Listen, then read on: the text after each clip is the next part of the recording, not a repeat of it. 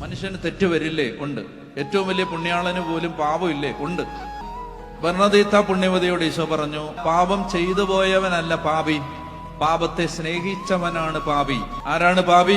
പാപം ചെയ്തു പോയവനല്ല പാപി, പാപത്തെ സ്നേഹിക്കുന്നവനാണ്. ഇത് പാപത്തെ വെറുക്കണം. ഒരു വിശ്വാസിയുടെ ദൈവസ്നേഹത്തിന്റെ ഏറ്റവും വലിയ തെളിവ് എന്ന് പറഞ്ഞാൽ പാപം ചെയ്യാൻ ഇഷ്ടമില്ല. പാപത്തിൽ ചിലപ്പോ ബലഹീനത കൊണ്ട് വീണു പോവാം. കോപിക്കുകയോ ദേഷ്യം വരികയോ ചിലപ്പോൾ വൈരാഗ്യം തോന്നുകയോ അസൂയ തോന്നുകയോ മോഹം തോന്നുകയോ ആസക്തി തോന്നുകയോ ഒക്കെ ചെയ്യാം.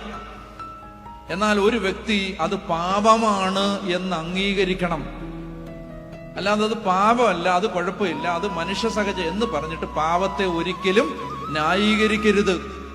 ഒരിക്കലും പാപത്തെ വെള്ളം ചേർത്ത് കാണരുത്. അത് പാപമാണ്. അപ്പൊ എനിക്ക് സംഭവിച്ചാലും നിനക്ക് സംഭവിച്ചാലും അത് പാപമാണ്, അത് അംഗീകരിക്കണം. അതാണ് ഒരു ഭക്തന്റെ ഒന്നാമത്തെ ലക്ഷണം. അതാണ് തെറ്റ് സംഭവിച്ചാൽ അത് തെറ്റാണെന്ന് സമ്മതിക്കണം.